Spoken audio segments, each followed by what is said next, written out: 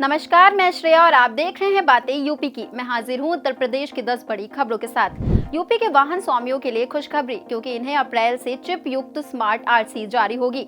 इसके लिए परिवहन विभाग के प्रस्ताव को मंजूरी मिल गई है। ये नई आरसी डीएल जैसी होगी, जिससे कागज फटने या खराब होने की समस्या खत्म होगी। माइक्रोचिप में सुरक्षित डेटा से डुप्लीकेसी रोकी जाएगी।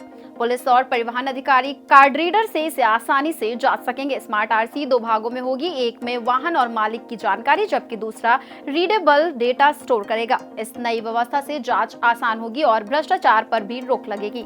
उत्तर प्रदेश में होली के ठीक पहले बुधवार को प्रधानमंत्री उज्ज्वला योजना के तहत मुफ्त गैस सिलेंडर का उपहार दिया गया। प्रदेश के मुख्यमंत्री योगी आदित्यनाथ ने राज्य के 1.86 करोड़ पात्र परिवारों को गैस सिलेंडर रिफिल के लिए 1890 करोड़ रुपए की सब्सिडी वितरित की। सीएम योगी ने इस योजना का शुभारंभ लखनऊ के लोक भवन सभागार में सीएम योगी ने बटन दबाकर किया।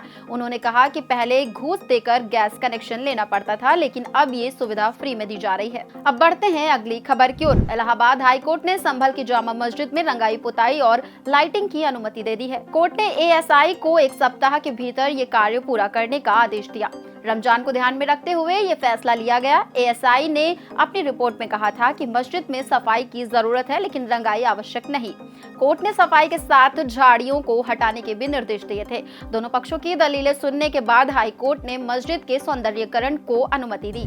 यूपी बोर्ड परीक्षाएं आज समाप्त हो गई हैं। 19 मार्च से 2 अप्रैल तक 261 केंद्रों पर कॉपियों का मूल्यांकन होगा, जिसकी निगरानी स्टैटिक मजिस्ट्रेट और पर्यवेक्षक करेंगे। मूल्यांकन केंद्रों पर सीसीटीवी से निगरानी होगी और हर जिले में कंट्रोल रूम से मॉनिटरिंग की जाएगी।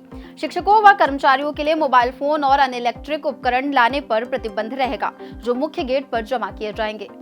इसी के साथ अब बढ़ते हैं अगली खबर की ओर। राज्य कर्मचारी संयुक्त परिषद ने केंद्र सरकार से होली से पहले महंगाई भत्ते यानी डीए पर आदेश जारी करने की मांग की है। परिषद ने प्रधानमंत्री व वित्त मंत्री को ज्ञापन भेजा, जिसमें 12 मार्च की कैबिनेट बैठक में 1 जनवरी 2025 से दे डीए व 18 महीने की सीज भत्ते पर निर्णय लेने की अपील की गई है। इससे 1.2 करोड़ कर्मचारियों व पेंशनरों को लाभ मिलेगा। केंद्र के बाद राज्य सरकार भी 12 लाख कर्मचारियों व 16 लाख पेंशनरों के लिए डीए बढ़ाने की घोषणा कर सकती है।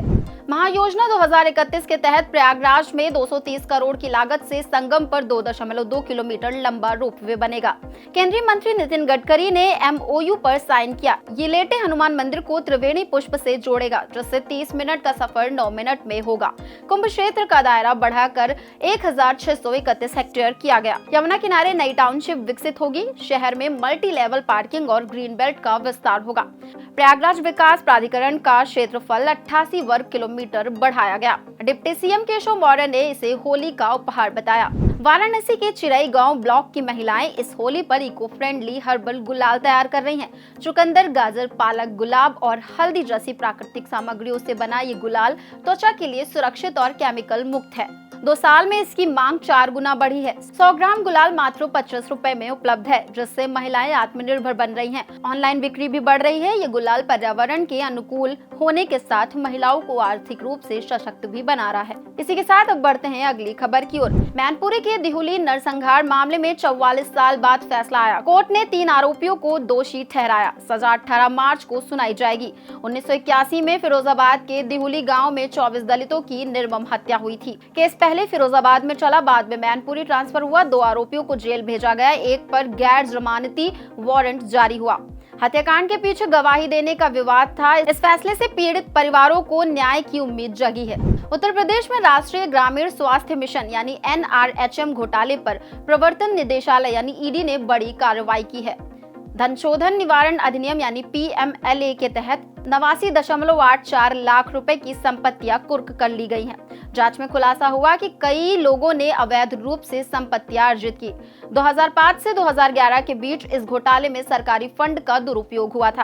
पहले भी कई गिरफ्तारियां हो चुकी हैं और कुछ अधिकारियों की संदिग्ध मौतें भी हुई थी। ईडी की इस कार्रवाई से घोटालेबाजों पर शिकंजा और कसेगा। अब चलते चलते एक नजर डाल लेते हैं उत्तर प्रदेश के मौसम की ओर। आज से यूपी में 30 किलोमीटर प्रति घंटे की रफ्तार से हवाएं चलेंगी।